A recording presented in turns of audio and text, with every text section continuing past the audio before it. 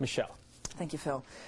Turning now to turning a breakdown into a breakthrough. We're talking about how to handle the symptoms of depression. And joining us this morning is Abrams, author of a book called No More Drama. Good morning. Good morning. Thank you for joining us. You're much better now.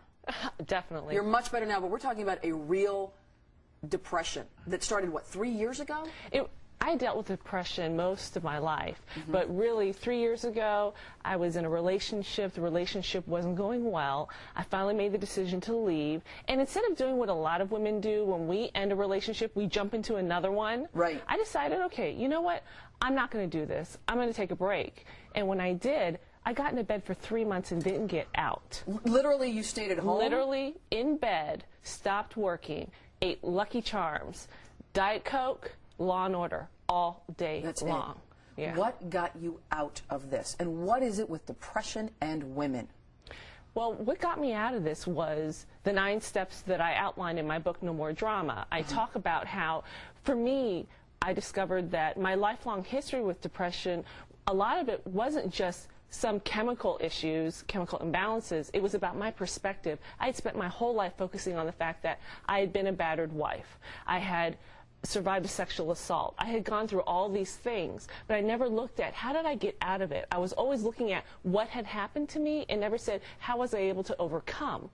So for me now today, healing my depression came out of taking full responsibility and taking certain steps. In No More Drama, I talk about the 9 principles. I'll just tell you the first 3. Anytime you want to initiate a change in your life, you got to find the truth. And not just, you know, what's she doing or what he did to me, but what is my part in the place that I'm at right now. And then the next step is acceptance. You've got to be willing to accept whatever it is that you find. It's very hard. Shame can play a big role into this, but let go of any judgment you have over whatever situation that you're in, and then take the next step, which is action. What are the action steps that I can take to address the issue that I discovered by taking the first step, which is facing the truth? So it sounds like you looked at yourself, when you started to heal yourself, you started to see yourself more as being proud of yourself as a survivor instead of a victim. Right. That's the responsibility you're talking about? Absolutely. And one of the distinctions I make in No More Drama is about the difference between a survivor and a contender. And I use the terms that basically same person, survivor identifies themselves based upon what they've been through.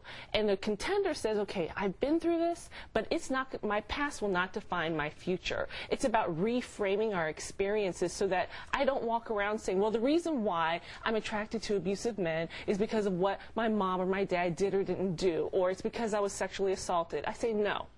We have a choice in how we respond to anything that we go through. Viktor Frankl, who wrote Man's Search for Meaning, greatly influenced me. And when he talked about how a person could go live through the experience of a concentration camp, come out, still in touch with the highest side of their being, or some people would use it as an excuse to just sink to the lowest depths. And I said, I choose to look at things differently. I can make that choice. With help, though. I'm not going to say that this was all on my own. I have been in therapy. Absolutely. And I've been in therapy, which is kind of taboo in many communities, but it's through that I was able to start healing. Okay.